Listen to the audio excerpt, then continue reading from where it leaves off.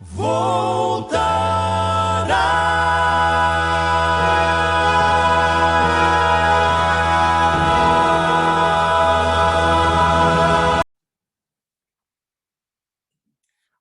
e a paz do nosso Senhor Jesus Cristo.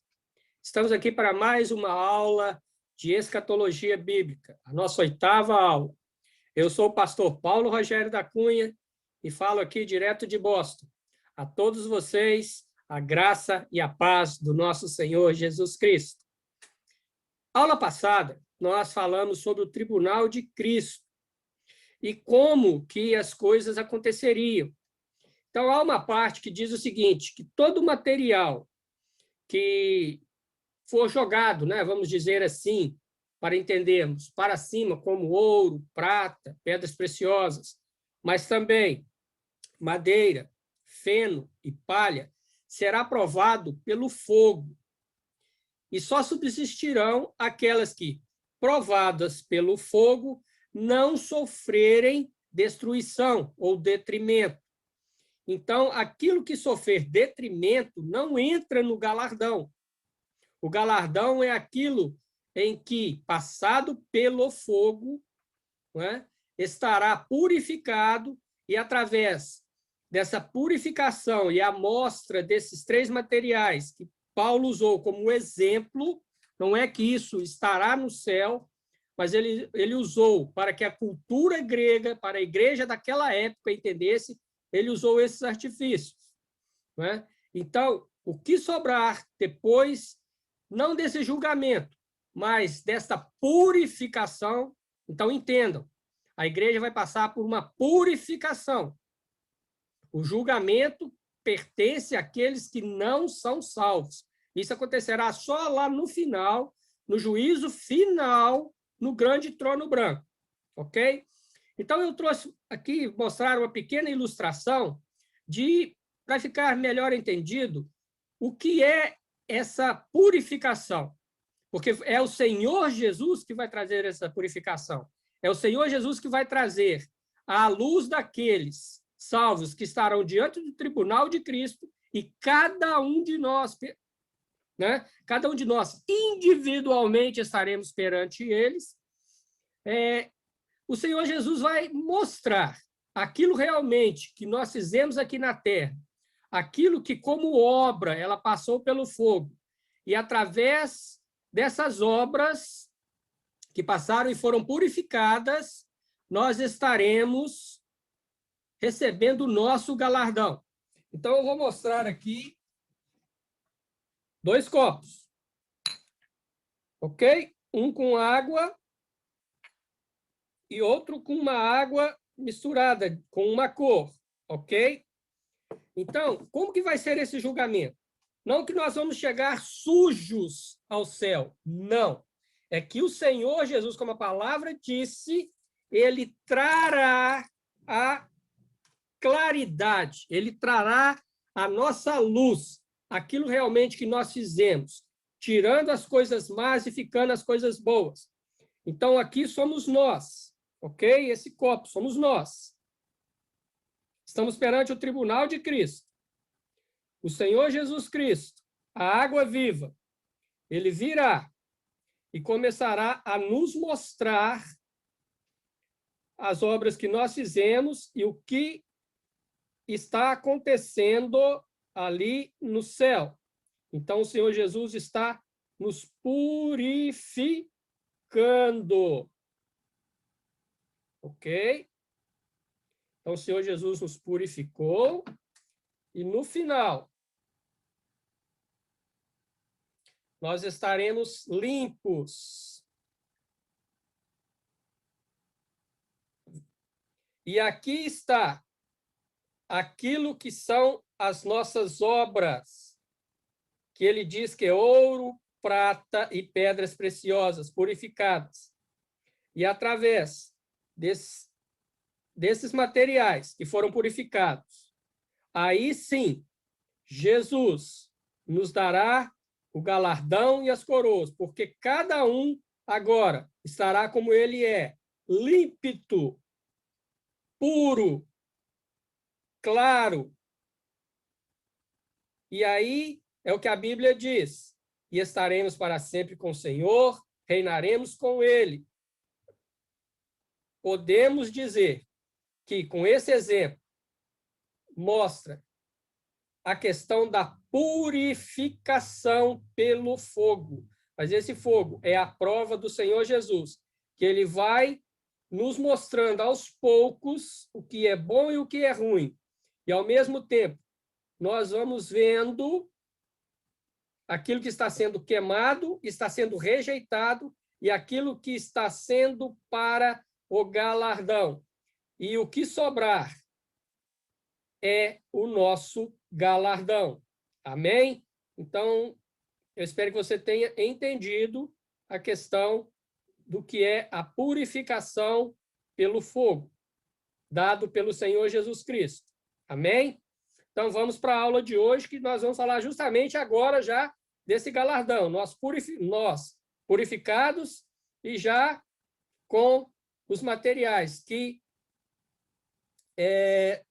permaneceram após o Senhor Jesus Cristo nos mostrar as nossas obras aqui na terra. Amém? Então, vamos lá. Vamos para a aula de hoje.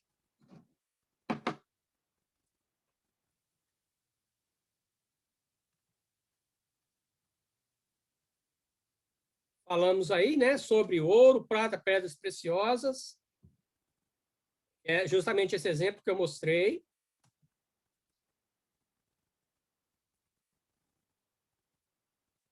E agora, nós vamos falar sobre as coroas da glória, ou o nosso galardão.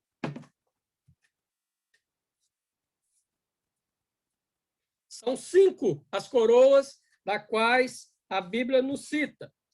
Então, nós temos a incorruptível, nós temos a do gozo, nós temos a coroa da justiça, nós temos a coroa da vida e a coroa da glória. São essas 5 que são citadas, explicando a cada uma delas.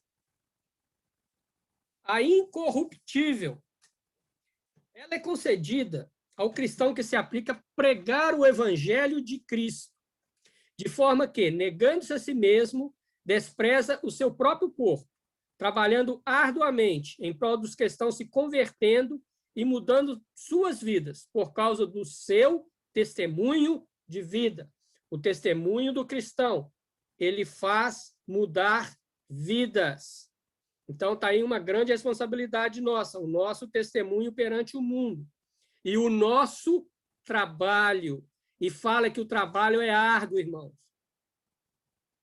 É árduo. Para se converter uma pessoa, o trabalho é árduo, mas ele é gratificante, porque sábio é aquele que ganha almas.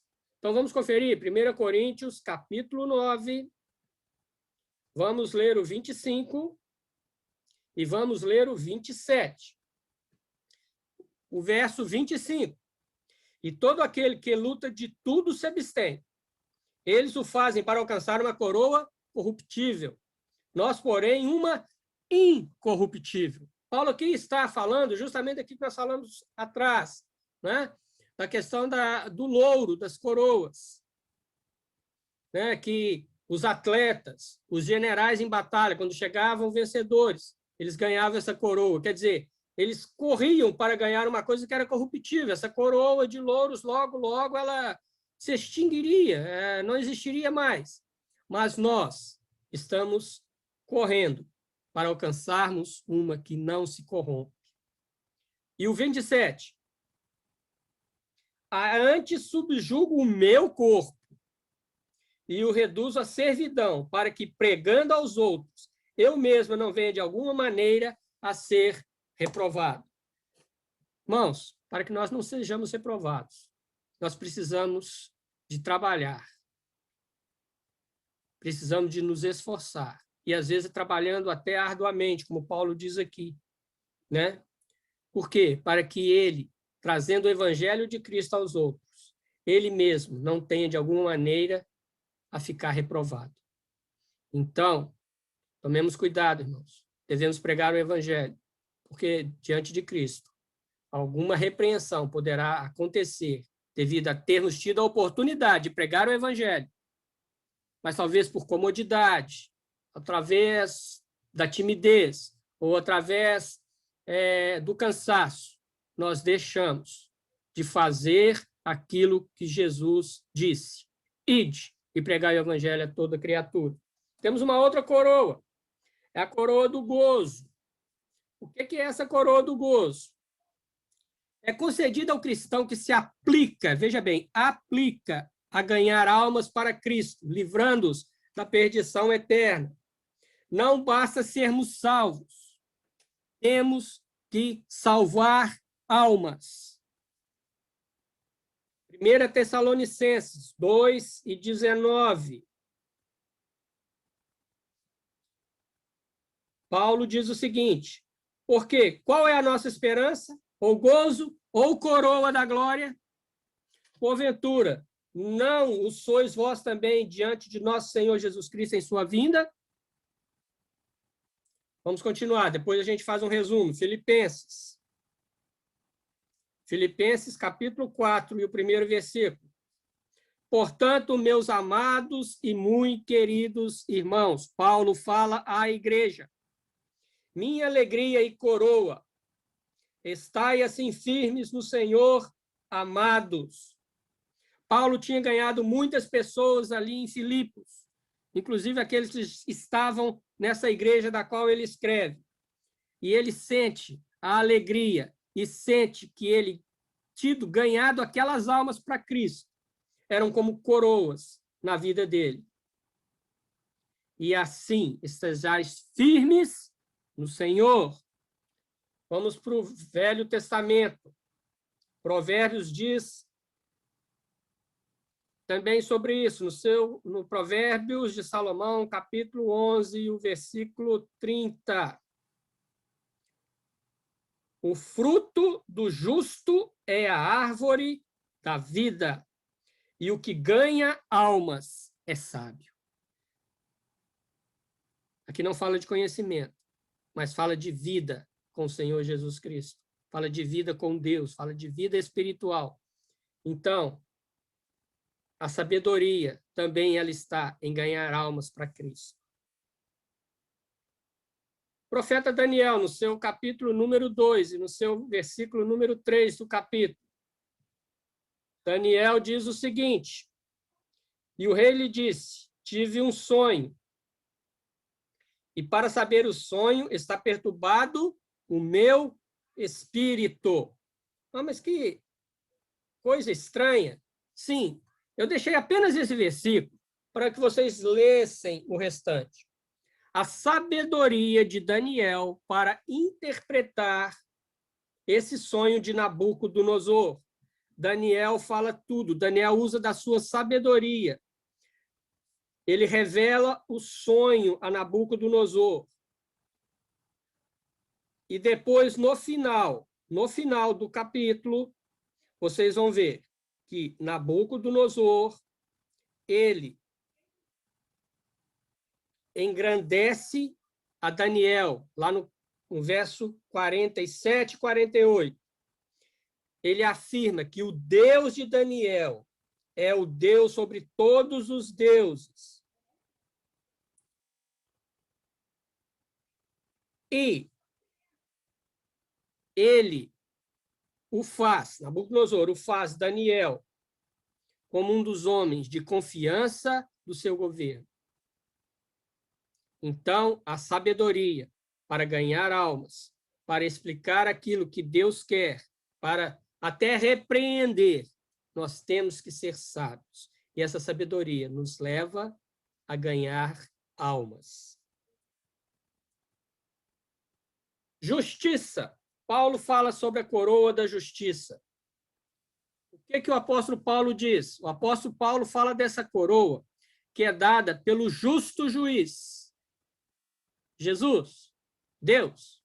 Porque o Senhor é justo em recompensar aquele que é fiel e que guarda a fidelidade. É dada ao crente que ama, deseja, anseia, valoriza a vinda do nosso Senhor Jesus Cristo. Você tem medo do Senhor Jesus Cristo vir? Reflita. Talvez você esteja perdendo essa questão da coroa da justiça. Segundo Desculpa, 2 Timóteo, capítulo 4, o verso 6 a 8. Porque eu já estou sendo oferecido por aspersão de sacrifício. Paulo aqui já estava preso em Roma, sabendo que os seus dias estavam terminando e que o imperador Nero iria realmente matá-lo.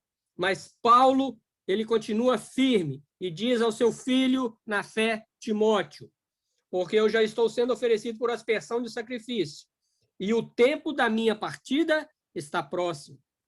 Combati o bom combate, acabei a carreira, guardei a fé.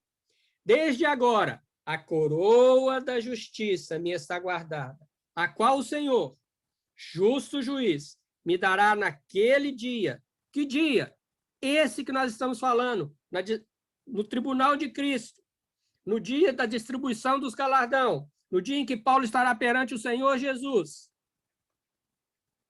E não somente a mim, mas a todos os que amarem a sua vinda. Irmãos, nós temos que amar a vinda do Senhor Jesus. Nós temos que esperar o Senhor Jesus Cristo ainda em vida. Se nós estamos naquela, Senhor, espera mais um pouquinho que eu tenho que fazer isso, eu tenho que fazer aquilo, toma cuidado. Toma cuidado, porque o maior propósito da igreja, além de pregar o evangelho, é estar com o noivo, o Senhor Jesus. E aqueles que amam isto, eles têm guardado para si a coroa da justiça. A outra coroa é a coroa da vida. Ela é dada ao cristão que suportar com perseverança a provação e vai com Cristo até a morte por essa causa. O apóstolo João diz: ser fiel até a morte e dar-te-ei a coroa da vida. Depois, Tiago, nós vamos ler também. Nós vamos conferir aqui, Apocalipse 2 e 10, as palavras do apóstolo João. 2 e 10. Não temas das coisas que hás de padecer. Eis que o diabo lançará alguns de vós na prisão, para que sejais tentados, e tereis uma tribulação de 10 dias. Ser fiel até a morte, dar-te-ei a coroa da vida. Ok? Depois nós voltamos aqui. Tiago, capítulo 1, e versículo 12. Bem-aventurado o homem que suporta a tentação, porque quando for provado, receberá a coroa da vida, a qual o Senhor tem prometido aos que o amam. Então, veja bem, nós temos dois sentidos aqui. O de João fala mesmo de perseguição. O de João, né, lá em Apocalipse, fala realmente que aqueles que morrerem por Cristo, perseverarem e morrerem, eles estarão recebendo a coroa da vida. Tiago já coloca aqui uma outra situação, daqueles que, sendo tentados e suportam a tentação, então aqui não fala de morte, não fala de sacrifício, tá? Mas fala, né, das tentações que vêm à nossa vida, e se nós a suportarmos como cristãos verdadeiros, o Senhor nos promete a coroa da vida. E o Senhor promete àqueles que o amam. Ao amor, irmãos. Se nós amamos a Deus, nós amamos o próximo. Se nós amamos a Deus, nós amamos a sua palavra. Se nós amamos a Deus, nós amamos em cumprir aquilo que está escrito na Bíblia. E estará nos reservado, seja pela morte, através de uma tribulação, de uma tentação, seja através da morte, através do sacrifício, pelo nome do Senhor Jesus Cristo, ou seja, por tribulações e tentações que nós passamos na nossa vida, que não vão produzir a morte, mas dentro delas nós suportarmos, nós estamos garantindo a coroa da vida perante o Senhor Jesus. E a última coroa é a coroa da glória. Muitos estudiosos, teólogos da palavra de Deus, eles têm crédito que essa coroa são reservadas aos ministros fiéis do Evangelho, aos que promovem o reino de Deus na terra sem esperar recompensas materiais. O apóstolo Pedro, ele dá essa indicação no capítulo 5 da sua primeira carta. Então, 1 Pedro, capítulo 5, e o verso 1 a 4. Então, vamos lá. 1 Pedro, 5, verso 1 ao verso 4. Aos presbíteros que estão entre vós, admoesto eu, que sou também presbítero com eles, e testemunha das aflições de Cristo e participantes da glória que se há de revelar.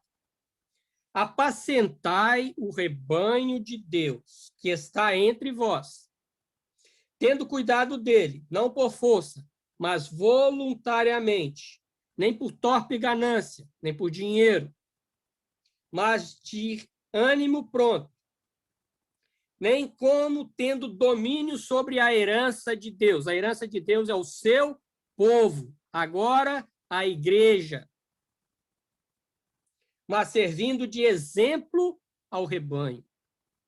E quando aparecer o sumo pastor, alcançareis a incorruptível coroa da glória. Irmãos, maravilhoso. Nós chamamos aqui a liderança para estar refletindo sobre essa questão. Olha, isso está ligado aos líderes, pastores, presbíteros, diáconos, anciãos, enfim, aqueles que ocupam algum cargo de liderança. Primeiro, nós devemos ser exemplo. Segundo, nós não devemos estar trabalhando para nós, mas trabalharmos para Deus. Outro detalhe, não por torpe ganância, não esperando o crescimento, mas apacentando o rebanho que Deus nos deu, com amor, com perseverança, com fé, dando exemplos a Ele, dando exemplo a esse, né, rebanho. E não como se ele fosse nosso. Eu não gosto dessa expressão, as minhas ovelhas me seguem. Não, as ovelhas são de Cristo. Eu apacento as ovelhas do rebanho de Cristo, a qual ele me deu um local certo para eu estar ali, apacentando esse rebanho. Pastor não tem ovelha. Quem tem ovelha é Jesus Cristo. Pastor, presbítero ou qualquer cargo de liderança, ele apacenta aquele rebanho que Deus separou para que ele tomasse conta. Ele é como um servo. E ele toma conta desse rebanho, ensinando a palavra de Deus, ensinando o evangelho genuíno, ensinando esse rebanho o caminho do céu. Aos que estiverem cumprindo este mandato, estiverem dentro desse texto de Pedro, com certeza alcançarão a incorruptível coroa da glória. Vamos fazer uma reflexão, como está a nossa liderança, estamos pastoreando. Estamos pastoreando como ovelhas nossas ou estamos pastoreando como ovelhas de Cristo? Há uma grande diferença, ok? Um ponto de observação. Bom, a maior lição que aprendemos acerca do tribunal de Cristo consiste em atentarmos diligentemente para a nossa responsabilidade individual como cristãos, no que se refere às ações, tanto no caráter social quanto no espiritual.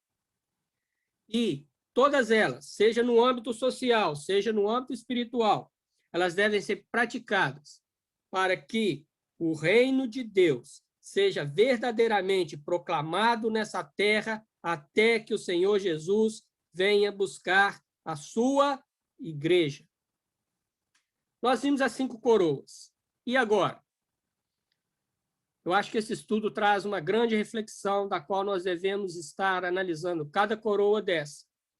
E estarmos vendo o que nós precisamos de fazer para nós estarmos realmente dentro do propósito de Deus. E nós vemos que essas coroas é justamente aquela ilustração que eu mostrei no início dessa aula. Elas estarão aparentes. É aquilo que sobrou.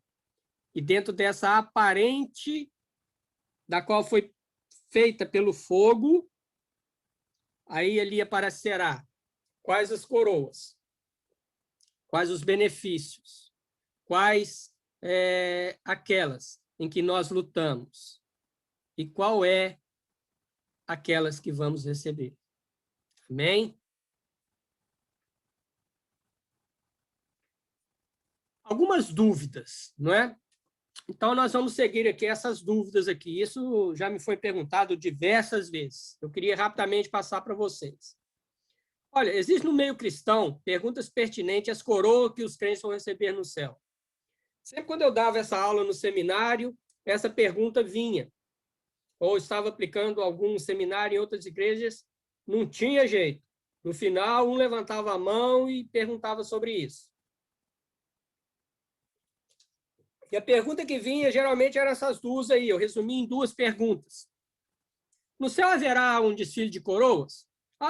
Então, eu recebi as 5 coroas, né? Então, um dia eu vou ganhar, eu vou usar uma, outro dia eu vou usar a outra, hoje eu vou repetir a mesma de ontem e tal. Como que é isso? E a segunda pergunta. Não haveria ciúmes, então, entre aqueles que ganharam menos coroas em detrimento daqueles que ganharam mais? Não quer dizer, eu ganhei só 2. Mas olha ali meu irmão, ele ganhou 4.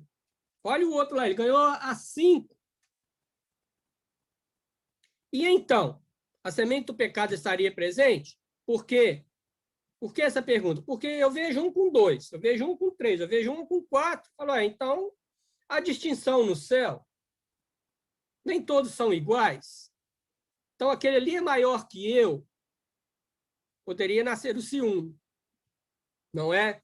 E aí, o que a Bíblia fala sobre essa questão?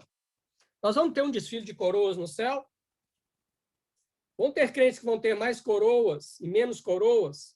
Aqui eu estou falando de amostra, de coisa que eu vou ver. O que a Bíblia fala? A Bíblia fala sobre isso. Só que isso aí eu vou deixar para a próxima aula. Ok? Que o Senhor te abençoe e te guarde. Faça resplandecer o seu rosto sobre ti. Que o Senhor te dê a paz. Amém? Deus te abençoe e até a nossa próxima aula. Fique com Deus.